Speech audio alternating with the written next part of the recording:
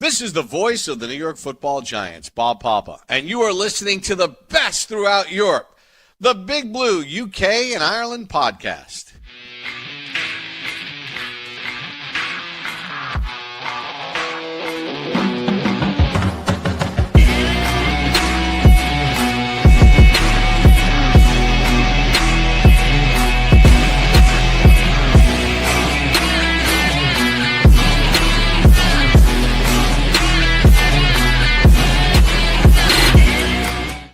Welcome back, Giants fans, to the latest edition of the Big Blue UK and Ireland podcast. As always, we are proudly in association with Andy's Man Club, lads. Remember, it is okay to talk, and tonight we are 100% British, and as always, we're still 100% Giants. And no, your eyes do not deceive you. It is Saturday night, the Eurovision Song Contest is on, and what better place to be than with us right here, right now. Fuck the Eurovision, get in, get involved, watch us, come on. We're back to bring you latest news, latest goings on. And plus, 2026 schedule release was on late Thursday night. So we'll run through that as well. And what we think of the schedule overall. Plus, I said there's a few bits of news as well. Joining me on this Saturday's schedule special, Bosh, Aaron's in the building. How you doing, mate? Yeah, good. I'm the only thing I want to keep from Eurovision is a nice nil point for our opponents week one. That would be quite nice. Yeah, we don't want a nil point in week one. Not like our opponents can get that, The jury from New York awards Dallas nil point. Nothing. That would be beautiful, wouldn't it? Imagine the payback's a bitch, isn't it? Yeah. You'd love it. You'd absolutely love it. Yeah, it feels like it's been a while since we've done one of these. Obviously, all that build up to the draft and those long streams and a little bit of a break, and then a bit of it slows down a little bit. But actually, there's quite a lot to talk about. Aside from the schedule. Yeah, there is. There's been a fair bit going on in the world of the Giants over the last couple of weeks. Obviously, we had our break last week, but yeah, we're back to go through the schedule, talk about the latest news. Got a bit of Giants life in there as well. Everyone loves a bit of Giants life. It's always good when that comes around every year after the draft. So lots to get our teeth into this evening. If you are watching live, get involved in the comments. Send us your questions. Let us know what you think of Giants live so far, what you think of the schedule as well. And yeah, just get involved and come and join us on this Saturday evening. Whether you're having a monster like me or beer or whatever you're having, then are you on the beers? Nice little Modelo. Oh, a Modelo, eh? I mean, I could just get my fridge and crack one open, maybe. I don't know. Might do in a bit. Because why not? It's Saturday night. Yeah, just get involved in the comments and send your questions in. Don't forget to give the episode as well. Subscribe to the channel if you haven't done already. For audio listeners, leave us a review on your podcast platform of choice. Aaron, how many stars do these people need to give us? 5 stars. That's 5 stars. That's 5 more points than you need to give the UK on the Eurovision Song Contest this evening. Not that we can vote for them anyway, but there we go. It's the only thing I will say is if you do vote, do it blind. And I don't know if they're one of the countries that has to always get through the semi-final, and I have to say, didn't watch the semi-final. But the country that always is my favourite song is Moldova. So just vote for Moldova. Pick up the phone and vote for Moldova blind. Moldova. And you can't find Moldova is the hotbed of music. I'm sorry if you go through the years, they don't win, but they win in your heart. It's not always about the winning though, is it? It's about the taking part. That's the main thing, right? Yeah, God, I think if I was going to vote for anybody, I'd spin a wheel and put all the countries in there and be like, they'll do. I'm going to vote for them. As long as the wheel only has Moldova, I'm down. Moldova. Why Moldova? Fucking hell. I'll play you some tunes later. Is there even European Moldova? Yeah, it is, isn't it? Just about. I'll send you some tunes later, and you'll believe me that they are some Moldovan trash pop. Yeah, I like it. They are the most underrated team in Eurovision. Did they have a team in Eurovision now? I thought it was just a singer. Well, you don't have to be from the country, do you, to take part? I think is it Boy George was taking part for one of the other countries this year, San Marino or something? Maybe you could write a song for Moldova and get involved, mate. There you go. Maybe we can get our favourite Giants players to join us. Yeah, true, very true. Or maybe we could create a song. Like we created the "Shove Your Cheese Up Your Ass" chant a couple of years ago. I was going to say, so I was going to go. Yeah. Moldova, interesting. Yeah, send me some music later. I'll look forward to that. You can also now buy us a coffee, a beer, or whichever drink of your choice. Head over to buymeacoffee.com/Big Blue Ireland. You can find the link down in the description, and also the QR code is in the top right-hand corner. So feel free to give that a scan and send us some cash to get some drinks. Because why not? And we might enjoy some drinks at Download Festival coming up in 4 weeks' time on you. As usual, first up is the news. It was announced, I want to say last week now? Beginning of this week. Last week, I think. Yeah. The Giants signed defensive tackle DJ Reader to a 2-year, $12.5 million contract. Reportedly worth up to $15.5 million with incentives. Includes $5.25 million in guaranteed money, $3.5 million signing bonus. Put the pen to paper, and there's $3.5 million in your bank account. Not a bad deal there, and looks like a sensible short-term veteran bridge rather than a long-term commitment to him. He's 32 years old, so you don't want to commit too long a contract for him. And we've spoken about him at length in the previous episodes. Obviously, after we let Dex go to the Bengals, DJ Reader was one of those guys that we'd had our eye on, and we've picked him up, and he gives us that sort of proven nose tackle, like veteran presence in the middle there. Can stabilize the interior, eat up the double teams like a la Dexter Lawrence. Keep linebackers clean, help fix a run defense that just was far too easy to bully last season.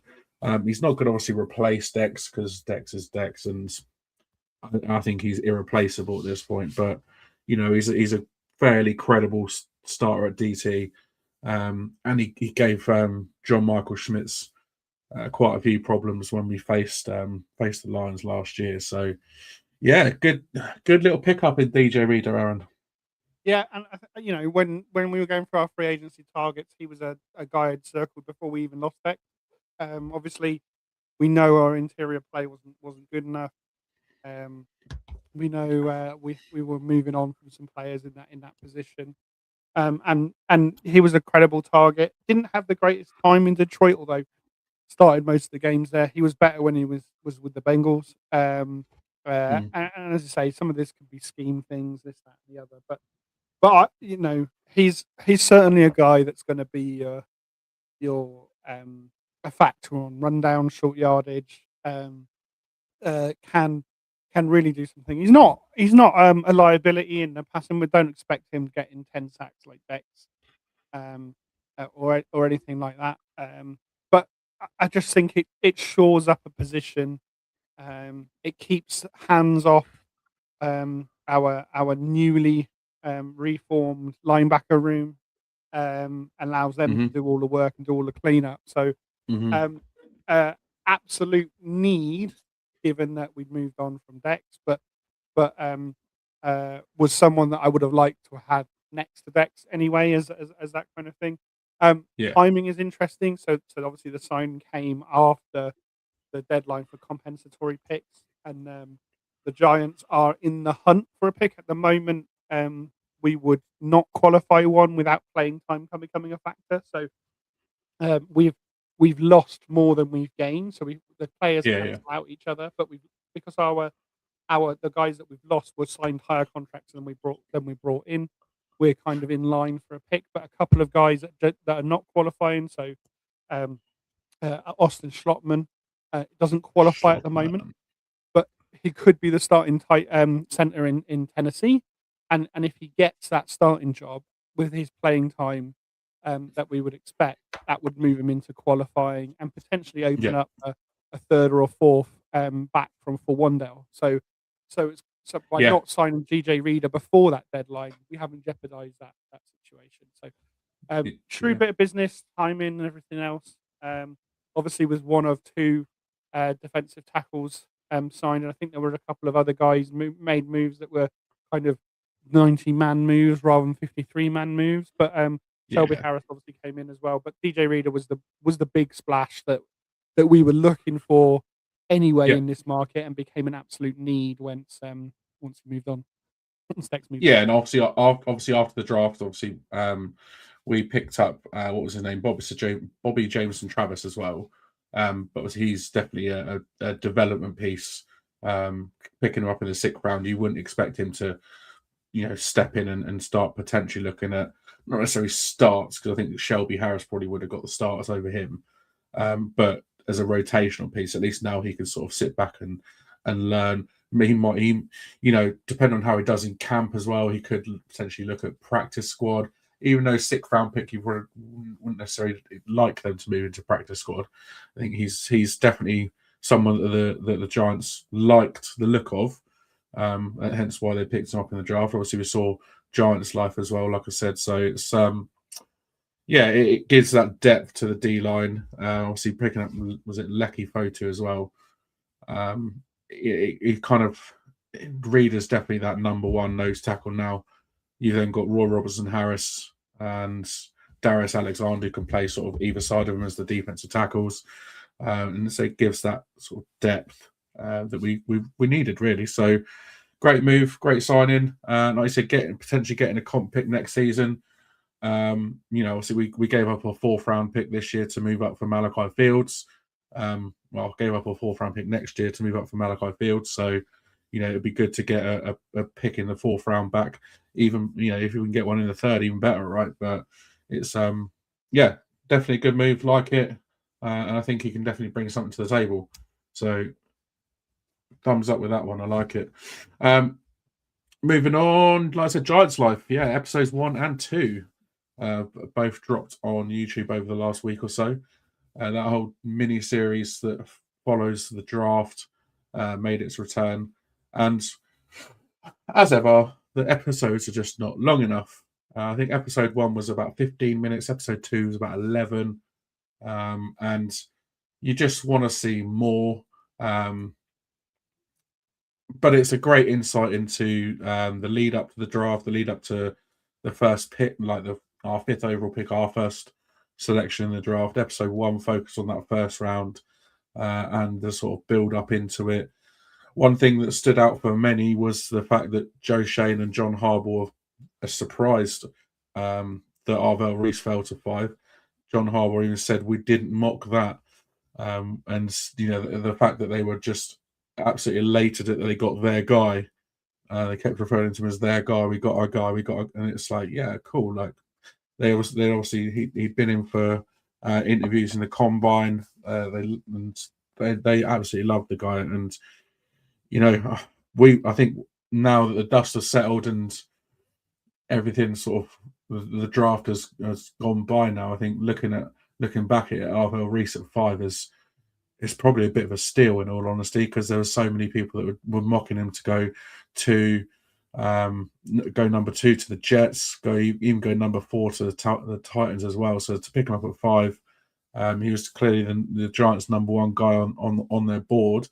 So it was between him and Jeremiah Love, wasn't it? So yeah, we've picked up probably one of the best edge rushers in this draft, and going to moving him to inside linebacker. I think could be a sneaky, really good move as well. And make him potentially even a rotation piece on the edge. Obviously you got the likes of Jack Kelly in the linebacker room now. Obviously got Tremaine Edmonds, Micah McFadden, Darius Musa as well. So there's some potential rotation pieces that could go on with Arvell Reese as well. So it was they were all the war room was very excited when we picked up Arvell Reese at 5. It then moved on to number 10, where it's clear that we received trade interest in the pick again, but however the way the draft was falling, they made the decision pretty quickly to stick and pick CC Marinoa, again, who is clearly their number one rated O-lineman. Mike Bloomgren saying he was their number one guy. He wanted them to move. He wanted him up in New York there and then to start work. He's like, I need you here now. We need something. It's like, you could just tell he was super, super excited.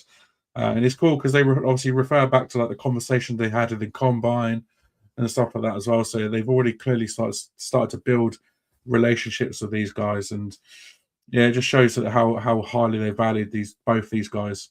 And a big standout from the first episode for me was just the influence of John Harbaugh in that room. He was so.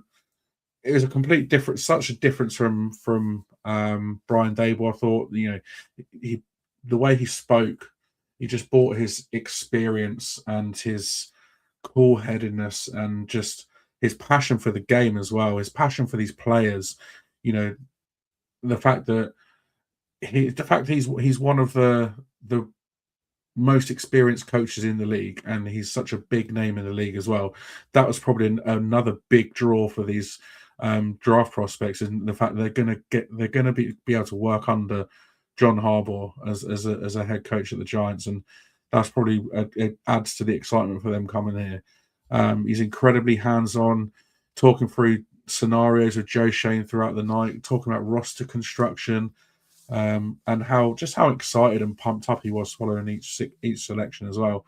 There seemed to be a really good connection between Harbaugh and Joe Shane in the war room, and there's been a lot of positive reaction online about their close relationship as well. So I think that's probably a big reason as to why we still see Joe Shane as our general manager this year, because of John Harbaugh.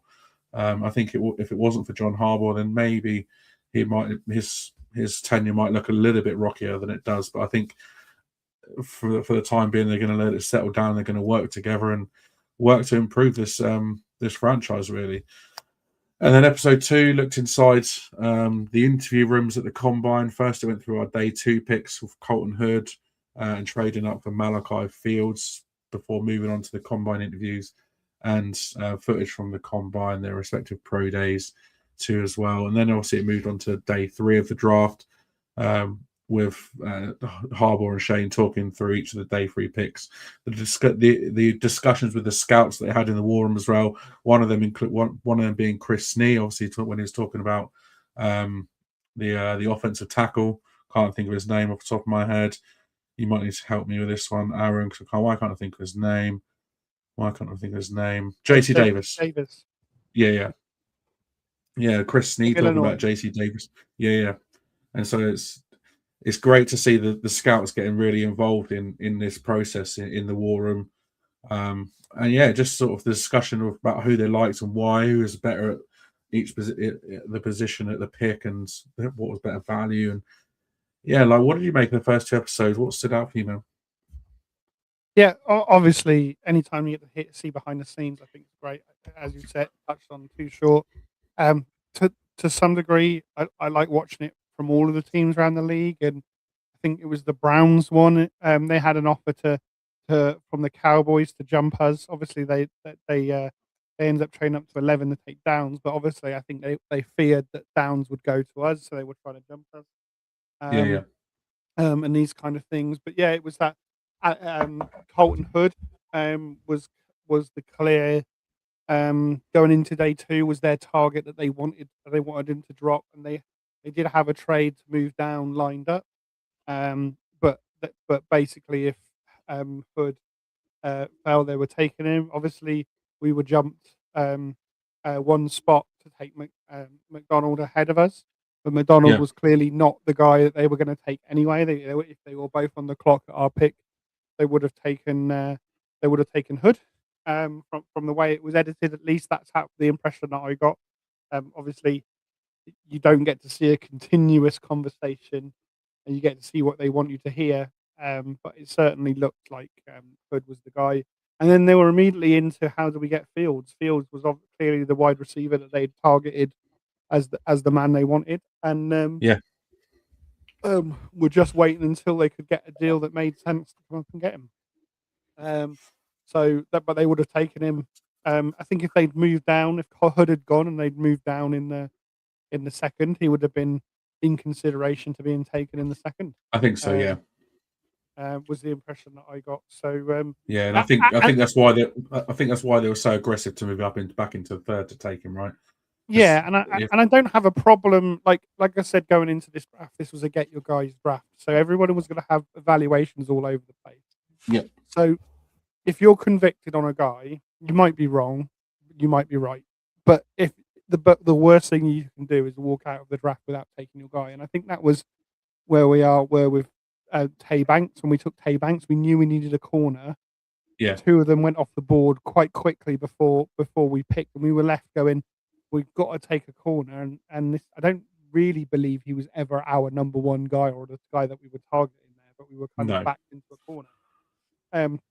So yeah, control the draft type of thing. One thing that stood out was the size of the guys coming in. Obviously, you saw CC Maui Noah stood next to Arvel Reese, and you were kind of like, well, which one's the offensive lineman? Mate, they're both massive, aren't they? Yeah, because certainly Arvel Reese wasn't giving up a lot of size to CC Maui Noah. So he wasn't at all. I think the only maybe size he was giving up was his sort of like his overall build, but that's just because he's built like a lineman. He's not built like a linebacker, you know. Yeah, but it was and obviously their interaction, CC getting him to smile in the photo. Yeah, getting him to smile. Yeah, that was great. You can't smile, man. You know, it's fine. We're happy. It's the happiest day in our life. Like that's that classic Samoan kind of attitude. They've just become instant millionaires. How could you not be happy about that? You know what I mean? But yeah, fantastic kind of day. I love all of that. Like you said, I just wish there was more. Just wish there was more content. Obviously, some other teams do give you a little bit more.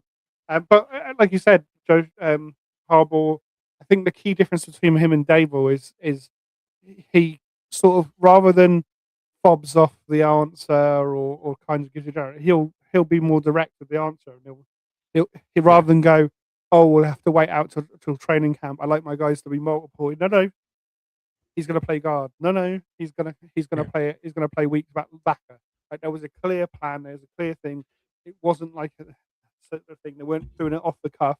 Now whether Dable had a plan behind the scenes, just didn't want to share it, I don't know. But it almost comes across as, well, he doesn't have the plan. He's winging it, this, that, and the other. So yeah, no, love to see it. Just wish there was a episode 3, 4, and 5, or well, traditionally, I think I think looking back at Giants Life, I think I know there's definitely been. What was it last year? They had 4 episodes, I want to say. Yeah. And obviously, a year previous to that, we had Hard Knocks. They didn't release any of the Giants Live. Yeah. But yeah, there's been 3 to 4 episodes in each sort of mini series that we've seen so far. So I would expect at least another 1, if not another 2, hopefully. And yeah, other teams are sort of releasing similar sort of things. You got Inside the Eagles if you really want to watch that. I don't want to watch that, but you know, some might want to. And I think there was who else? The Bills as well have done one, and Patriots as well, and I want to say Indianapolis have done it as well. The Colts have done it as well, potentially. Yeah. There's quite a few out there. I feel like I've seen a Chargers one as well. Yes, Chargers. I thought I saw a Rams one as well.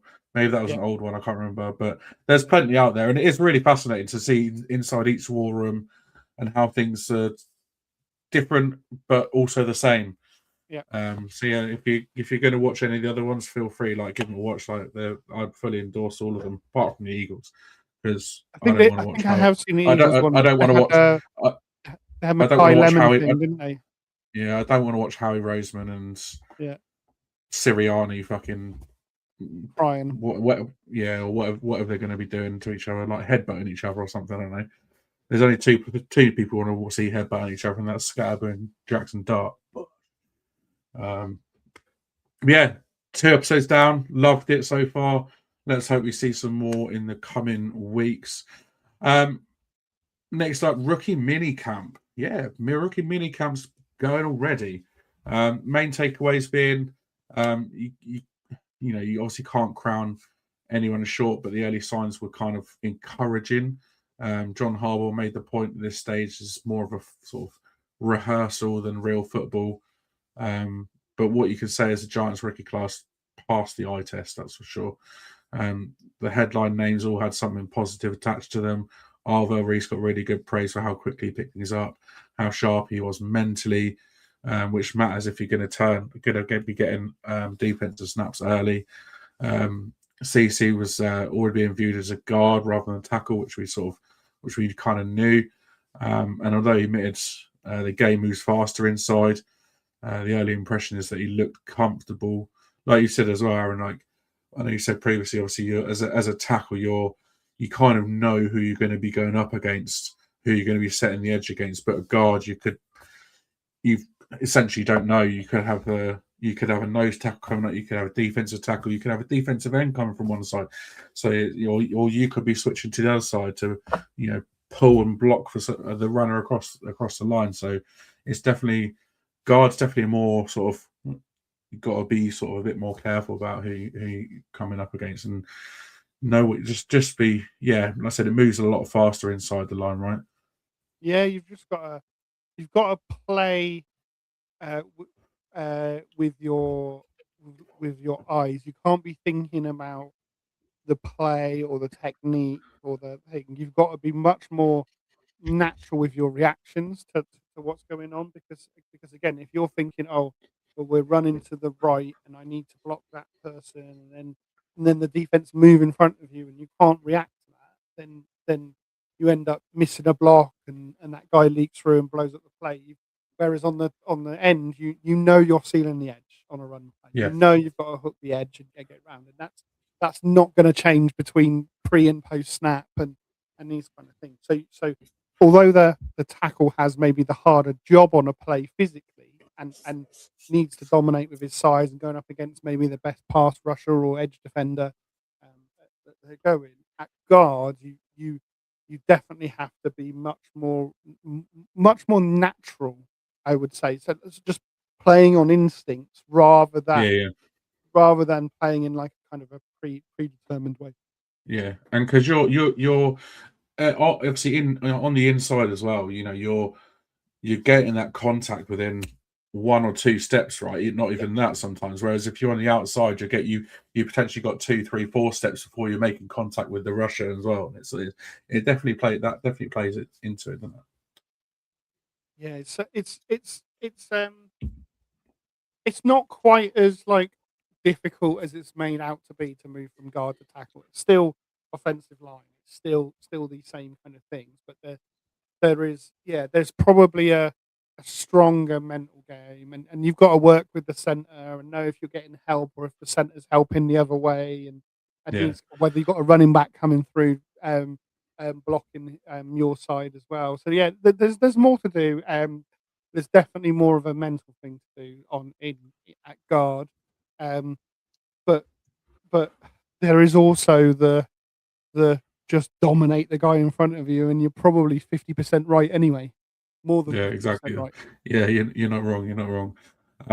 Colton Hood as well looked really good. He had one of the splash plays, pick 6 in a 2-minute drill, which was a really good play there. Malachi Fields as well caught everything that was thrown his way. Looked like that big-bodied, reliable target who can make an early impression. So already sort of justifying as to why the Giants traded up for him and back into the 3rd round. Another nice detail as well, seeing Jackson Dart and Cam Scatterby around the building, supporting and welcoming the new rookies. It might seem like a bit like a small thing, them being there, but it matters when you're trying to build a new culture and you've got 2 of the most exciting young players in the league. In our opinion, we're going to say that because we're Giants fans, but in Jackson Dart and Cam Scatterby, they got a hell of a lot of headlines last season just because of how they played, and obviously we know how hard Scat played, and Jack's played some unbelievable football at times, and for somebody in his rookie year in New York, he just seems to take to it like a duck to water. So seeing them 2 come into rookie minicamp, I think was a big thing for these new young guys. Dart's the face of the next era. He's the face of the franchise really at the moment. Especially with Dex gone now as well. It can only really be Jackson Dart as the face of the franchise, maybe Neighbours as well. And Cam Scatterby's already just become that sort of absolute beast and crazy man, and set the tone with fans as well. So seeing them embrace the new class as well gives them the whole thing a bit more energy, togetherness, and just makes it kind of feel like, let's start building this team now. Let's start building this culture now rather than let's get to training camp. Even the kicking competition as well has had storylines. Zvada made a good impression early. Given John Harbaugh's special teams background as well, I think that's something to definitely watch out for rather than just a footnote in camp. It could be interesting because Zvada, he was one of the top scouted kickers coming out of college this year, and the fact that we picked him up as an undrafted rookie says a lot, right? Yeah, and we've got 3 kickers on the team, right? So, and that was kind of brought up in the Harbour press conference, and yeah, it's a competition. I want my guys to compete. Yeah.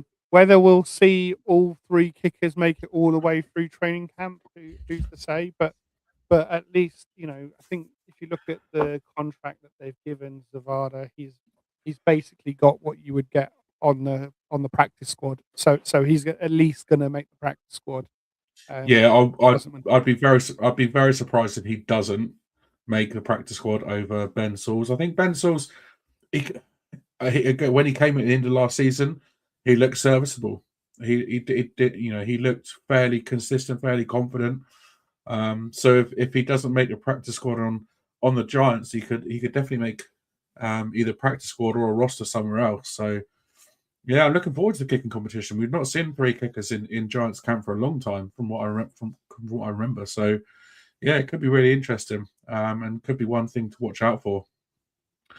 So rookie minicamp didn't prove that the Giants nailed the draft, but it kind of showed a clear plan: get bigger, get more physical, protect Jackson Dart, add young defenders who can run, and the real test comes when they line up against veterans in OTAs and training camp, which will be coming sooner than you know it.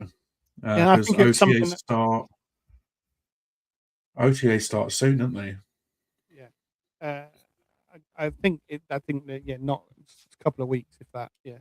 Yeah. The one thing that was referenced, and I think again Harbaugh even referenced it, is the New York Giants. The days of Lawrence Taylor, they were giants on the field, physically bigger guys. The Giants walked in, and it was a bit like from Space Jam when the monsters walk in, and all the guys are bigger.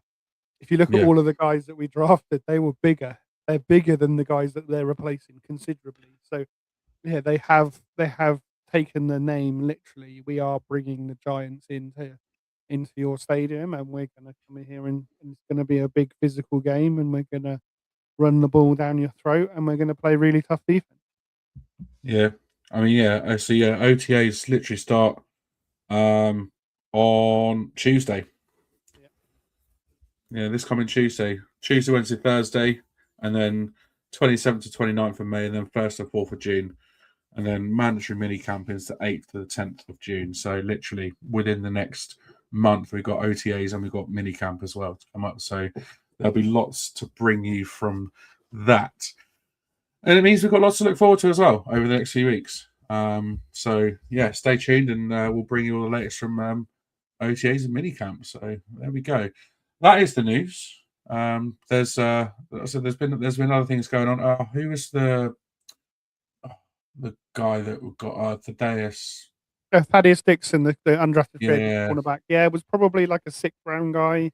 Had some hamstrings in the process, so couldn't work out. But unfortunately, has torn his Achilles in having Simon Giants, and he was the guy that was given kind of the most money of all of the signings. And he was Shane's my guy as well, wasn't he? Yeah, he was Shane's my guy, so maybe Shane's cursed him. And now, having said that, obviously it wasn't an Achilles, and an Achilles is a bit more about explosive. But if you think of Victor Cruz's start with the Giants, that started with a season-ending injury in preseason. Obviously, if you get injured in preseason, you go straight onto IR. The team will retain your rights, it's unlikely with a high profile. I mean, sometimes some guys might get an injury settlement and get released, but somebody as high profile as Thaddeus Dixon was, I'd imagine he'd take the season on IR. and I'd then be surprised it doesn't. Yeah, and look to come back next year. And that's what happened with Victor Cruz. He flashed in the off season, did his ACL, came back the next season, flashed again, scored the 3 touchdowns versus the Jets, and the rest yeah, is he history. did. Wearing number 3 as well. Yeah. Remember that? Damn. That was a breakout game for him, wasn't it? That Jets game. Yeah. Remember this? When was that? That was 2010, potentially. Maybe 9 before or that. 10. Yeah, Yeah, 9 or 1 or 2. You know, that's a long time ago. That's a long time ago. Makes you feel old, right? Yeah. Cool. All right, moving on to the schedule release then. So, Right. like I said, late Yeah. Thursday night into Friday morning, the Try 2026. something here, Dan. I don't know if it's going to work. Go on. Let's see what Oh. happens. We're going to move over here, right? And then This is new. Oh, look at that. Resize Tiny. overlays that fit the screen. Look at that. I mean, I need to squint to see it, but there we go. It's all right. It's all good. No, I like it. Looks good, man. Looks good. Yeah, Thursday night, Friday morning, the 2026 regular season schedule was confirmed. Obviously, in the lead up to Thursday night, obviously various games were leaked. Obviously, we knew we were going to be Sunday night football for week 1. And what other games were leaked before that? Thursday night football with the Commanders was leaked. Yes. And most of the home games, to be honest, came out before. The only one that was missing was week 18. Most of the home games were leaked. The one thing that did leak, most disappointedly, was that we are not playing an international series game. So, if Dan, do you know where your passport is? It doesn't matter where your passport is because you're not going to need it. It's right here. The Giants. It's right here. The Giants do not need passports this year. No, we do not need passports this year. But what it does confirm is, and this is guaranteed. This is guaranteed to happen, right? I mean, because we are one of only 2 teams. That's right. In the league that have never hosted an international series game. That's correct. And the rule passed only 6 years ago, but obviously the next time the Giants have 9 home games will be 2028. Is that every team had to give up a home game within 8 years. So the 8th year will be the 2028 season, and so the Giants will be playing an international series game as the home team for the first time in 2028. Yes, we will be. Now, obviously, this could be anywhere in the world, but we're obviously hoping they'll come back to London. I mean, yes, that would be incredible. But also, the Munich trip was something else, wasn't it? Yeah. It was really special. And yeah, but we'll be quite happily with Munich, with Paris, with Madrid, with Dublin. We would love any of these European destinations. Maybe Mexico? not. Maybe Australia. Yeah, maybe.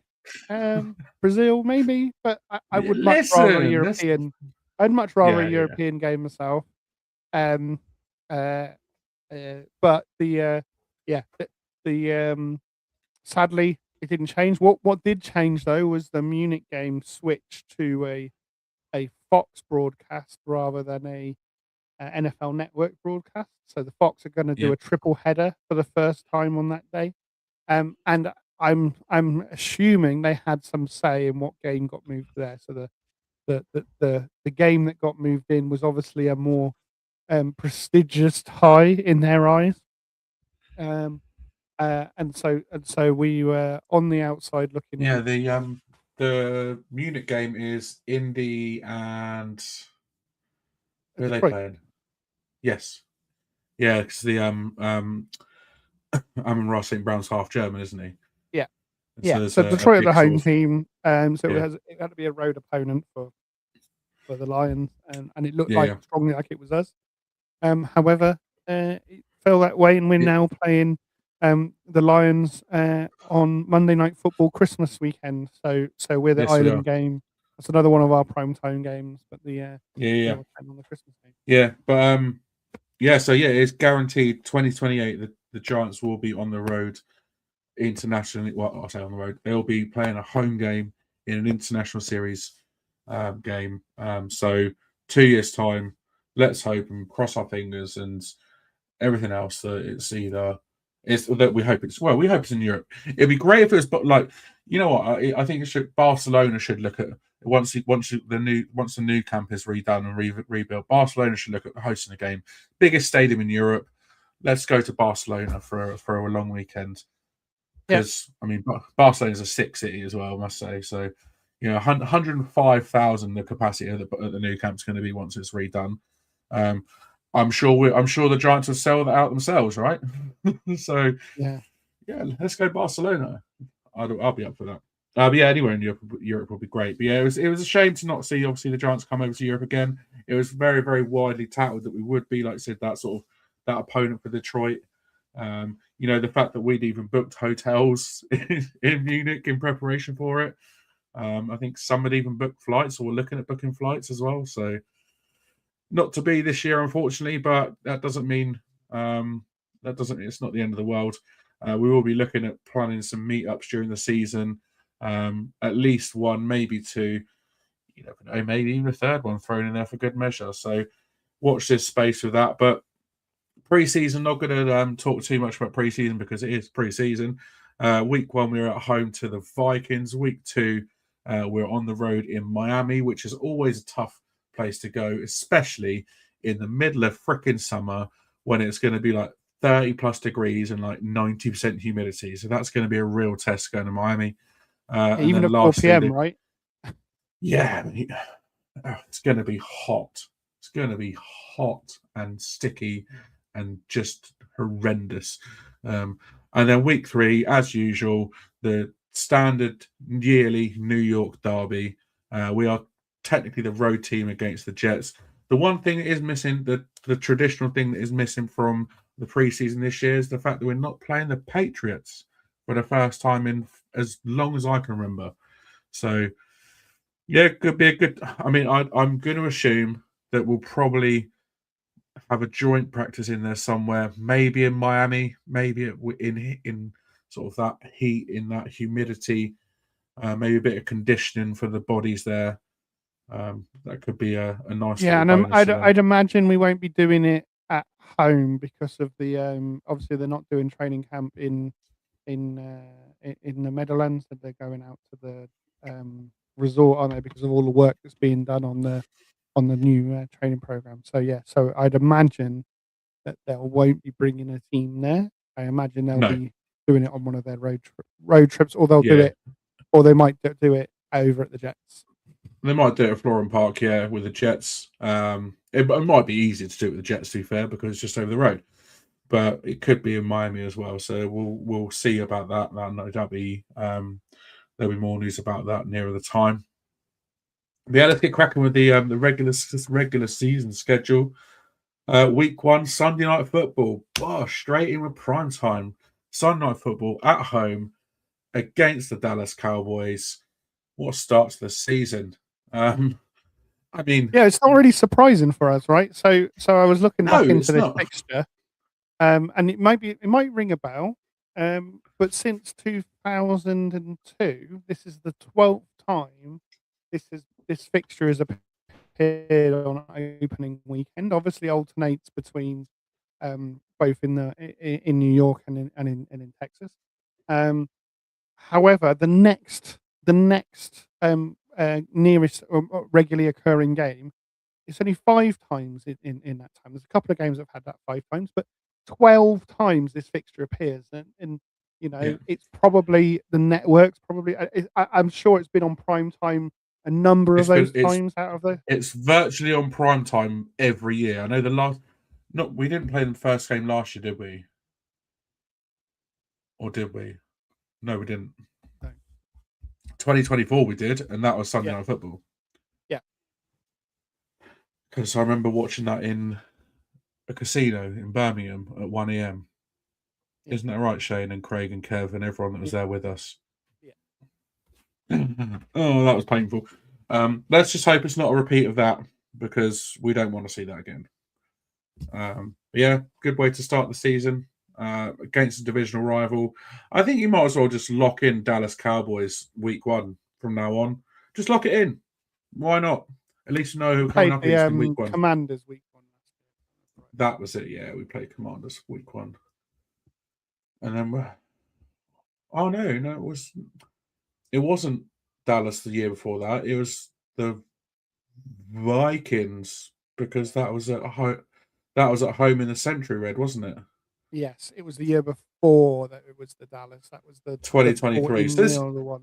This is the first time since 2023 that we played the Dallas Cowboys in week 1. So we've had a 2-year break. Let's go back to tradition, shall we? Yeah. So Dallas at home week 1. Interestingly, do you know the stat about a Giants win in week 1? I do not know the stat about a Giants win in week 1. Enlighten me, Aaron. We've won since in the last 10 years. We have won twice on week 1, and both of those seasons, I think it might be the last 12 years, we've won twice in a row. Anyway, the 2 seasons that we did win on week 1, we made the playoffs. The seasons that we did not make the win in week 1, we did not make the playoff. So our season is decided on week 1. So great, there we go. So when it gets to the 13th of September, 14th if you're in the UK, 1:20 in the morning. If we beat the Dallas Cowboys, we're going to the playoffs. If we lose to the Dallas Cowboys, playoffs are done. Let's just look ahead to next season already. Let's get those mock drafts going in week 2. Love it. That's a great stat. That's a great stat. So let's just hope and pray that we beat the Cowboys week 1, shall we? It just coming up straight after that as well, Monday Night Football. So give us that extra day of rest. Monday Night Football, going from east to west, man, straight away. Now we on the road against the Rams. We can complain about going from east to west, but do you know where the Rams are traveling from the week before? Again, enlighten me. So they have slightly more rest than us. They come from a land down under. They are traveling from Melbourne. So they might be traveling a lot further west, or they might be going east. I don't know which way is the fastest way back to Los Angeles. They'll go across the Pacific. Yeah. But there's no chance they're going the other way, because that's just impossible to go that way, because that would be a ridiculously long flight. Well, I imagine it's not too much different, because you can't fly over the middle of the Pacific because of you get too far away from an airport if it goes wrong. So you actually end up flying up the west coast of Asia, east coast of Asia. Yeah, you fly up the coast of Asia and then go sort of Alaska and back down that way. Yeah. It's so not just straight across the Pacific. It's not much different, but either way, they've got that travel without. Obviously, they're not going to have a week 2 bye after that. The advantage is the game is Wednesday, but it's Thursday it is Thursday down under. Then they cross the international date line if they do go that way, so they lose a day anyway. So the amount of rest that they get isn't that much advantageous over us playing on Sunday. But they then have to travel much further, a much bigger time difference. Massive time difference. Yeah. So yeah. I mean, that's gonna be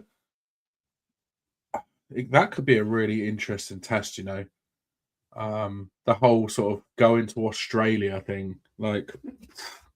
Yeah, and obviously, it's not an easy game for them down in Australia either. No. But obviously, I think the Rams might be the preseason favourites for the Super Bowl if you look at the odds. So obviously a very tough game for us to go to. Rams home opener. We're the lambs being sent to slaughter as far as the network is concerned, and this, that, and the other. So, but obviously Jackson Dart's 1-1 in prime time. If we exit 1-1 or if he exits 2-2 from prime time after those first 2 games, I think we'd take that. Yeah, I won't be too disappointed at all.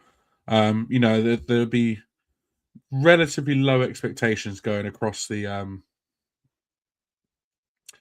to the West Coast in week 2. It's a real tough ask. Again, like you said, there's sort of the Rams are early favourites really to win it all, or at least reach the Super Bowl anyway. If you look at bookmakers, it's the Rams, the Seahawks. The Rams are currently 15-2 favourites with Bet 365.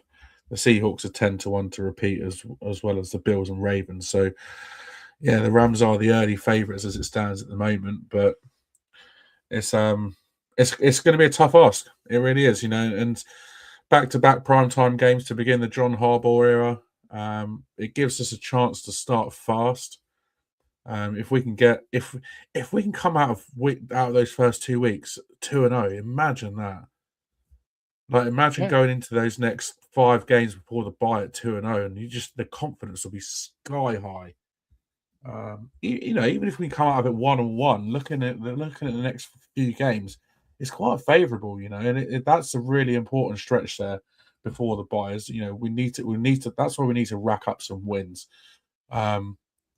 We've obviously got 2 more primetime games later in the season, but those first 2 weeks are really key. If we can get off to a fairly good start, come out of it at a 500 record, or win both games, that'll be a huge stepping stone for the rest of the season. If we come out of those first 2 weeks 0-2, not ideal, I know, but again, it's 0-2. It doesn't rule anything out at that point.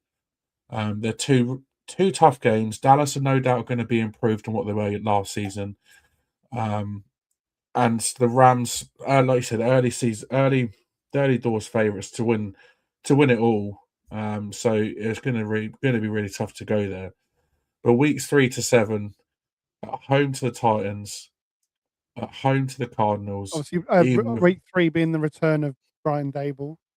Week 3 being the return of Brian Dable and Carmen Brasillo and Sterling Shepard and Austin Schlottman and Daniel Bellinger. The previous slot.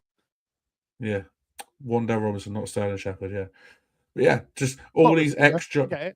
All these ex-Giants coming back in week 3 is going to be Daniel Bellinger, interesting. Yeah, I said Dan Bellinger. Yeah. So interestingly, 2-game homestand, nice early kickoff, nice. Then obviously we go back on the road against the Commanders. Now that's the second of 2 Commanders home games in a row. But where's their week 4 home game going to be, Dan? London. They are in London as a home game in week 4. So again, we're getting another team off an international week without a bye week in the Commanders in week 5. Interesting. Very interesting, in fact. 2 home games against Tennessee and Arizona, both who picked before us in this year's draft. We're looking at those 2 games as, okay, we need to win them games. They're not going to be easy games. Don't get me wrong. The Titans are obviously new coaching over there in Dabes, and you'd like to think and hope that he doesn't come back and haunt us. And then the Cardinals come to town with Jeremiah Love in tow. It's going to be no game's an easy game, right? I think the key difference between the Titans and the Cards is obviously the Cardinals are still looking for a quarterback, knowing there's a quarterback heavy draft. So they're in a tank mode season, and you would expect that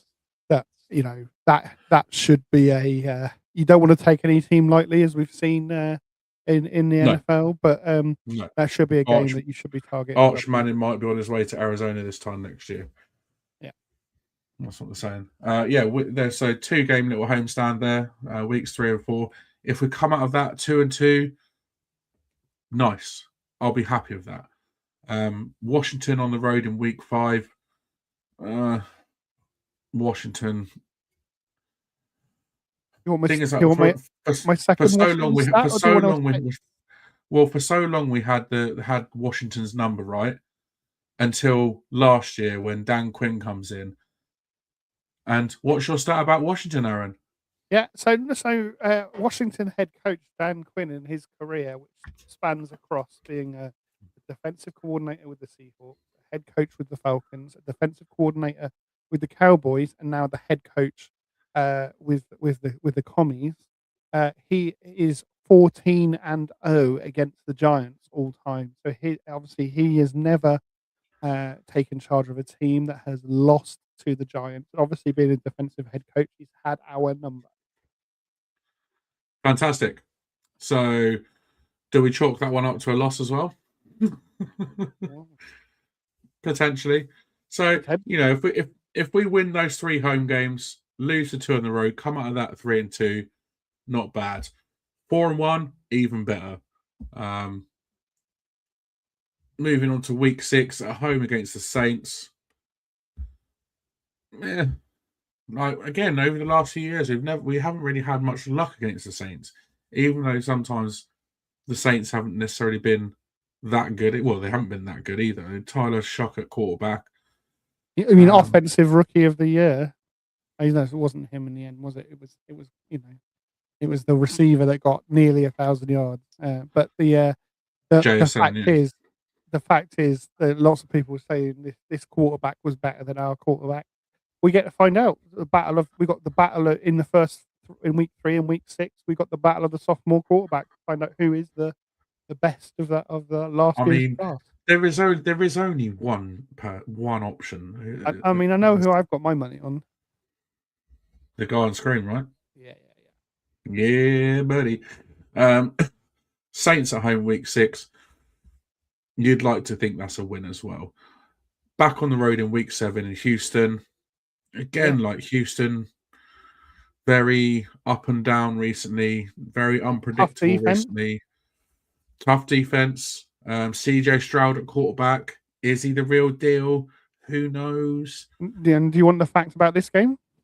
Go on, give me some facts. So, Texans are the 3rd team that the Giants will face this season, coming off an international series game. So, week 6, the Texans are in London.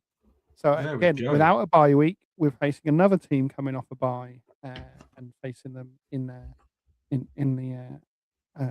at their place. But again, three road games for the Giants, but all 3 opponents are coming off international series games. Coming off international games. That's really interesting. So those 3 games could be there for winning. So that we could be at 7-0 by the time we get to the bye week. But we could also be at 0-7. But we just hope that doesn't happen. But I think go on, what are you going to say? I was going to say, I think the critical thing is that week 3 to 7 stretch. I mean, if we have playoff aspirations, you need to be above 500. We need to stack wins there. We need to be 5-3. We need to be 6-2. But let's not.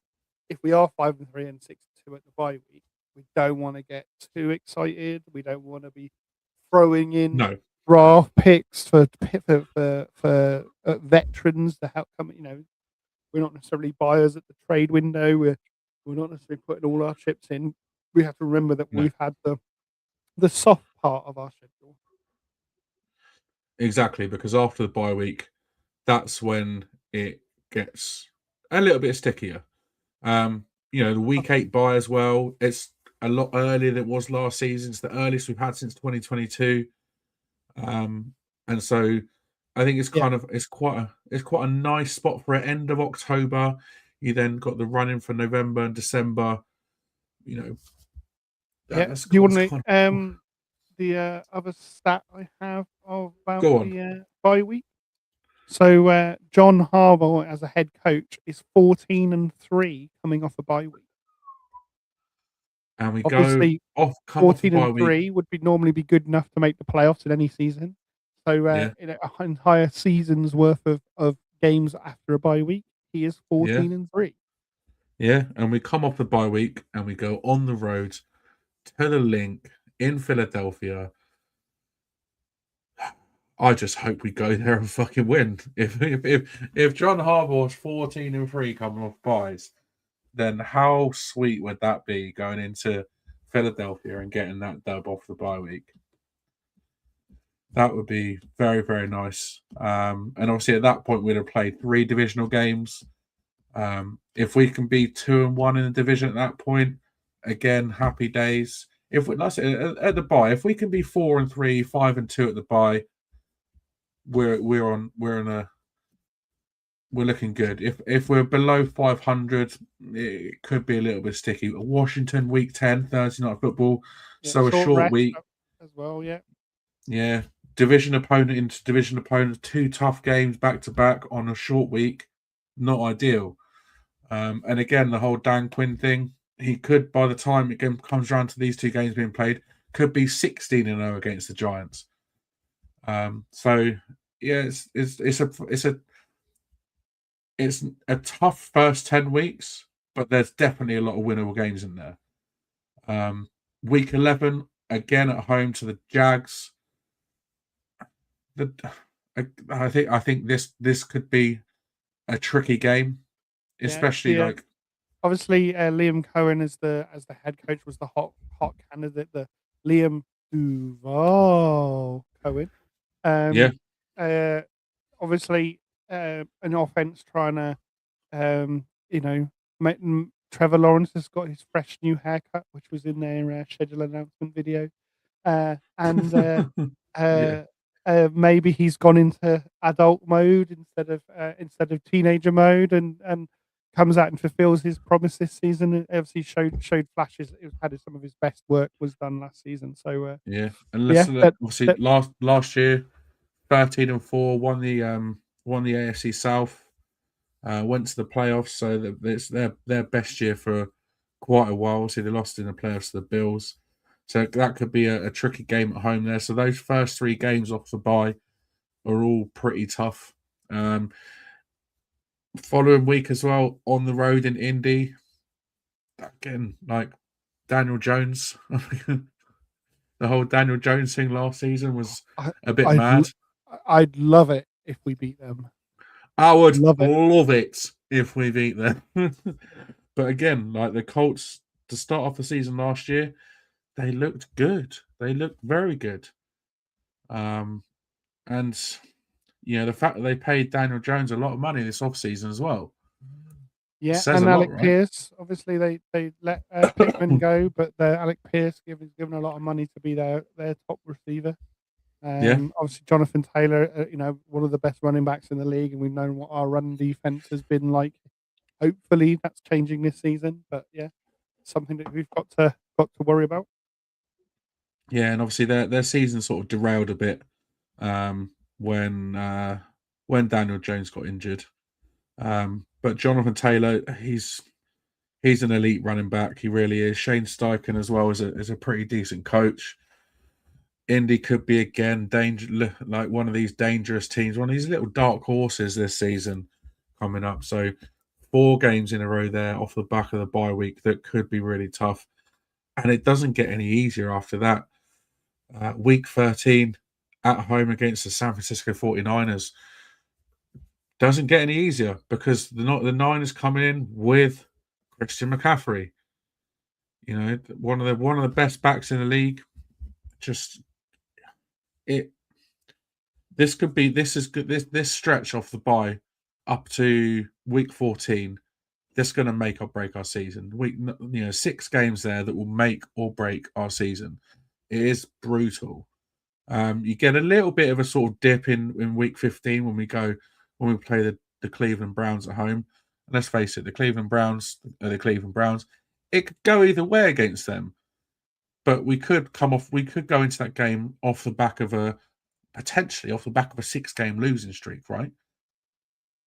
And yeah. And obviously, don't know who's going to. Maybe they're in that quarterback tank mode if they decide that their quarterback room is entirely useless.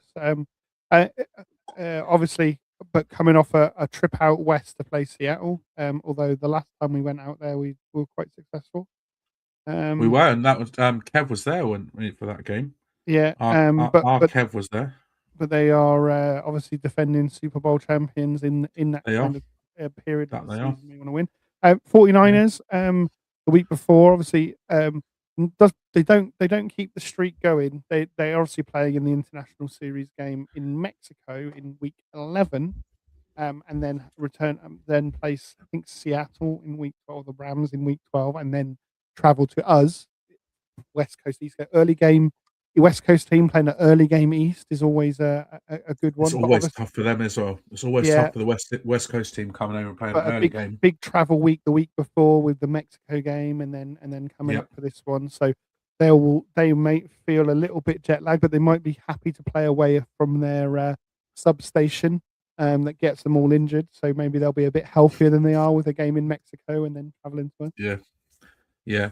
But again, the Niners coming off a strong year last year, 12-5. They again went to the playoffs, and lost in division round 2 the Seahawks. So we come up against the Eagles in the playoffs. Washington, the Commanders went to the playoffs, didn't they? Or did they not? I don't think it did they? No, before they were in the championship game, weren't they, against the Eagles the year before? Jags went to the playoffs. Indy missed out, but looked strong early on. Niners were in the playoffs, and then we come against the reigning Super Bowl champions. Yep. And so it's like that stretch just gets tougher, and it's on the road in Seattle as well. And I think it's one of those that if you look at this stretch towards the end of the season, it's obviously you always get a couple of divisional games at the end. Everyone plays a divisional game week 18, but this is if we do make the playoffs, we really will earn it in these weeks, right? Yes, we might be sitting on a nice record coming into them. We might be coming into this stretch 7-3 and this, that, and the other. But even at 7-3, it's far from guaranteed that you're making the playoffs against this schedule.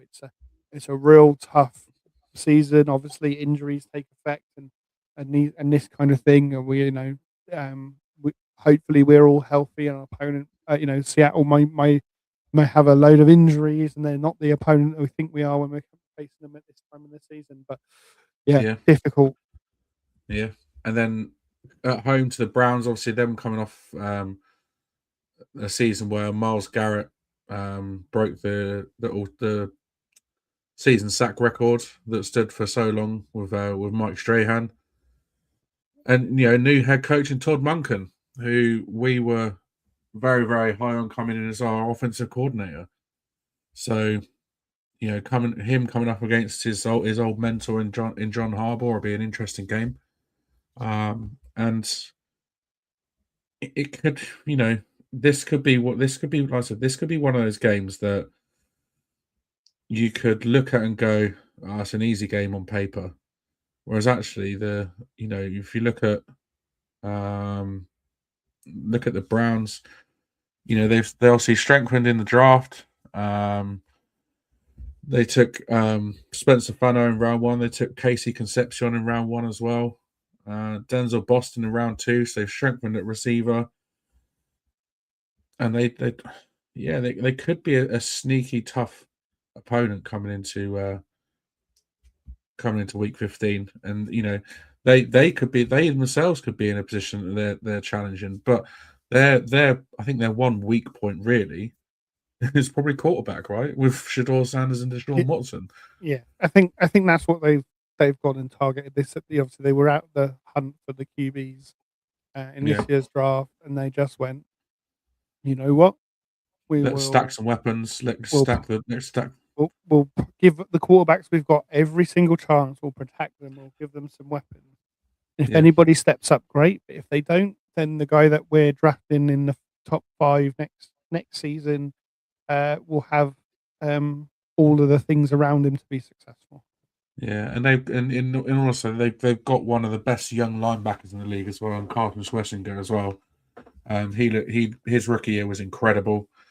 He's going into his sophomore year, and he looks like he could be the real deal as well. He looks like he could be a really talented guy moving forward. So the Cleveland game at home isn't a guarantee to win that. And then the last 3 weeks on the road in Detroit, on the road in Dallas, obviously Detroit Monday Night Football as well. So 4 primetime games in the season. I know. Obviously, for us here in the UK, primetime games are difficult because it's so late at night, early in the morning, whichever way you look at it. I love watching the Giants in prime time. I always have done. I always will do. Sunday night football is obviously the one. We only play once on Sunday night, but to have 2 Monday night games as well is really cool. I was thinking because of the whole Harbour and Jackson Dart, Cam Scatterboot excitement, Malik Neighbours coming back. We've got a potential pass rush that could be elite. We've got some really exciting young players. I did think we might get maybe 1 or 2 more primetime games. But at the same time, I'm not too disappointed.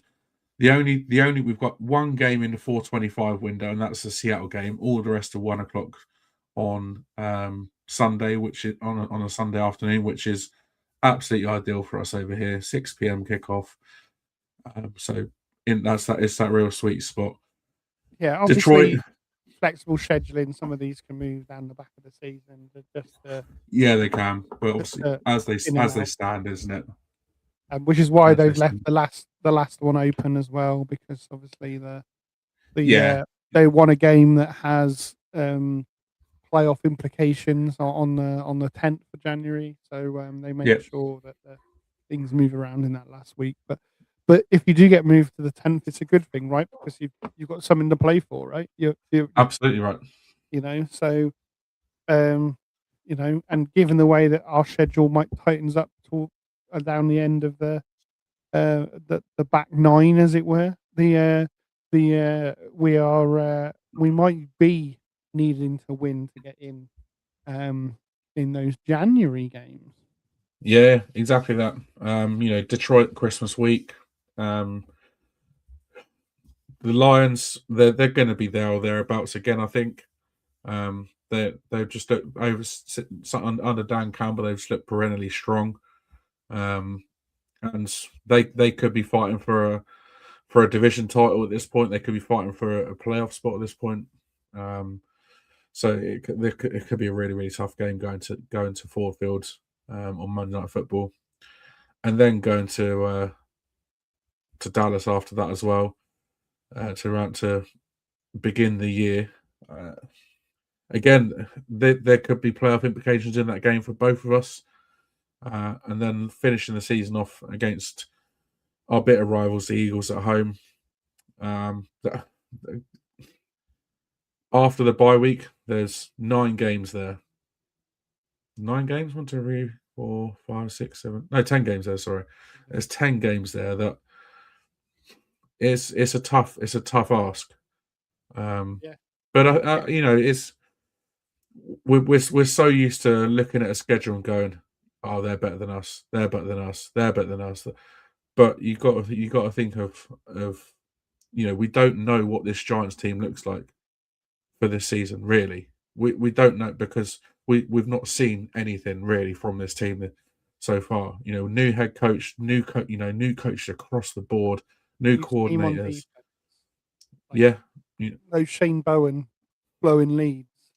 Yeah, exactly that. New, it's going to be pretty much going to be a new offense as well, in terms of like how we're going to play, and also there's probably going to be more of a focus on special teams as well, because we have a head coach who is a special teams guru.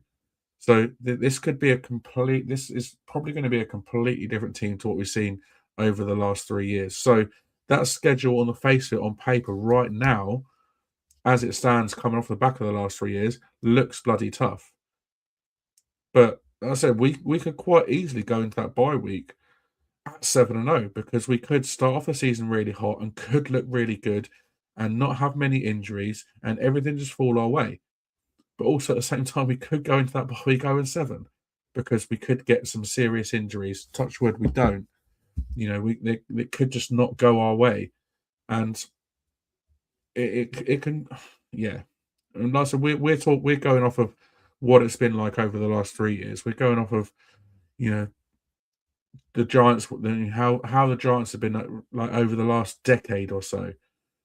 But this is going to be a completely different Giants team. So it's really, really difficult to call it, and I think at this stage it's almost impossible to call how it's going to go. And I think if you look at the Vegas lines, I think we're over under about 7.5 wins, which is the highest Yeah, I've seen as preseason for a few years. I wouldn't yeah, have said and the that's schedule was any easier. I wouldn't have said it was a soft schedule. I think it's the ninth hardest in the league. You know, if you look at on strength of schedule. So yeah, obviously last season we ended up with the hardest schedule. But you know, you look at last season, how many games we could have won if it wasn't for the fourth quarter just being too long for us. yeah, The exactly that. and actually, you know, but I think the 7.5's a good line. It's a good line. It's a I think good line. I think I could see us winning 6 or 7. Stop Um, it. uh, or I could see us winning 8 or 9. You know, it's obviously the key man is the man on the screen and Jackson Dart, and will he elevate his play? So he had a very good rookie year, Yep. a very promising rookie year, but we do need to see him elevate his game Yeah. you know, that is the missing piece. We had a good year from Daniel Jones once. He never Precisely elevated that. his game after that, you know, Exactly that. and was found out. Obviously, you know, the sophomore slump is talked about when they've got a bit more tape on you. They know what you're going to do, this, that, and the other. Maybe going into a new offense helps us that we can be a bit more multiple. Maybe we become a bit more run heavy and Yeah. actually go away And from and I think being. this is his time to shine, because obviously going into camp last year, he was QB3, right?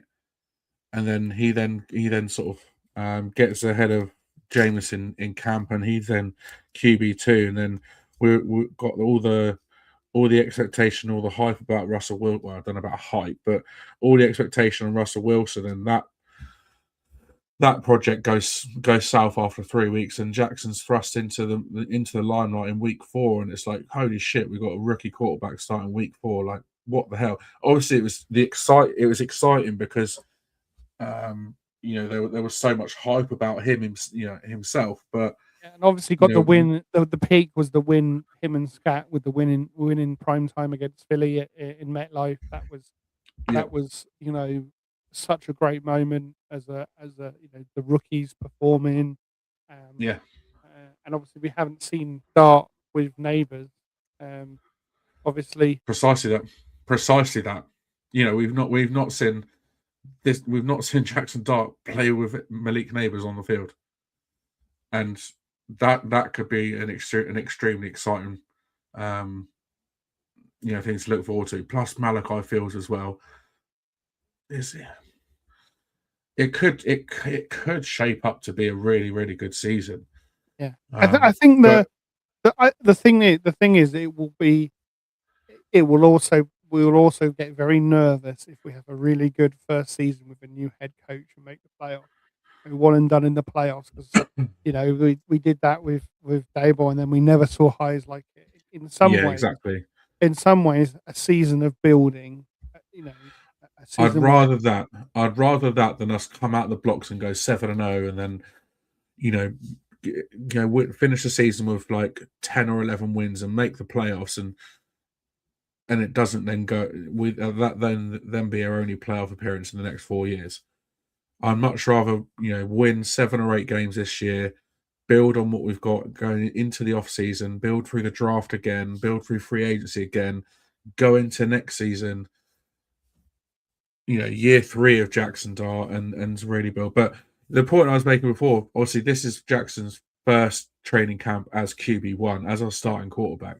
So he's got so much more to learn and to develop on this camp than he did last year, because he's going to be QB1. He's going to be getting the first team reps, and that could really help him out as well. So it'd be great to see him as QB1 in camp, and to see what this offensive game plan looks like.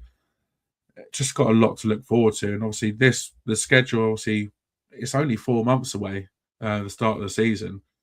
Which, when you say 4 months, it's really not long. You know, we're in the middle of May already. The schedule is starting in September. So obviously we before have we know we have a month of action, and then it all dies off between yeah, minicamp and and training camp is yeah, where it all dies off. First couple of weeks of training camp you want no news either, because usually news in the first week of training camp's bad means news. injuries. Yeah, Yeah. And then obviously you, that first preseason game against the Vikings, it'll be the most hyped you are for a preseason game, and then preseason game 2, you might watch the highlights because it's not going to be late for us in the UK, and then preseason game 3, read it in the paper and then get excited for week 1. yeah, exactly that. But yeah, I mean, preseason week 1 is August 15th. That's literally 3 months away. So it's gonna fly by. It really is the next 3 months. By the time we get to August 15th, Shane will already have got his summer scouting done for his 2027 draft guide. Yeah, no doubt he will. No doubt he will. Yeah, but yeah, like the schedule on the face of it, like I said, basing it off of what we know from the last few seasons, it looks tough. It does look tough, but we don't know what this 2026 Giants team is going to look like. It could, like I said, it could go one. It could go any way, and you know, obviously, the more we go into this off season, the more we see through OTAs, through minicamp, and then obviously into training camp in the summer as well. That's when we start to get a more of a feel of this 2026 team and what we're likely to see going into the season. And so, yeah, roll on September, because I can't wait already. I can't wait for week 1, Sunday Night Football against Dallas. It's a great way to start the season. So roll on September the 13th. There we go. Cool. That's the 2026 schedule. It's going to be an exciting season. Jackson Dart's first season, starting off the year as starting quarterback. John Harbaugh's first season as our head coach. Lots to look forward to, but unfortunately, that is all we have time for this evening. We'll be back on Wednesday as we begin our breakdown of the entire Giants roster in our State of Play series, focusing on this guy right here, Jackson Dart, and the other quarterbacks as well. And we'll take a closer look at your boy, Cam Scatterboo, and his fellow running backs as well. So make sure you tune in on Wednesday at 8:30 p.m. Anything else to have before we go, mate? No, just good to get back on, get this one in the box, talk about the schedule and the look forward now to 2026 and put Yeah, behind us. absolutely. Can't wait for the season to get going already. I don't want to wish the next 4 months to go by really quickly, because camp and the off season is always really interesting. But at the same time, we just want to see some Giants football now. We just want Giants football on our screens. That's it. And the sooner the better. Yeah, Sooner the we better. and hopefully, and again, just hope and above hope that we have meaningful football in December. Like, that is the most important thing as fans. We want to see meaningful football in December. I mean, meaningful football in November would be nice as well. You know what I mean? Yeah. Yeah. To not have the season over and done with by week 6, that'd be nice. Yeah, that'd be really nice. But yeah, no, looking forward to it. Should be good. And yeah, the State of Play series starting off on Wednesday, getting into the thick of it, getting into the roster, breaking every position down. I always enjoy doing that. Looking at going from the guys that are starting all the way through to those that are potentially going to be, just camp bodies who could, where the camp battles are going to be. So we've got loads coming up over the next few weeks. So make sure you tune in Wednesday, 8:30, usual time, usual place. You know where to be. Everyone that's been watching, thanks for getting involved in the comments. We appreciate the love as usual. My thanks as ever goes to Aaron for joining me. We're signing off. Until next time, let's go Giants.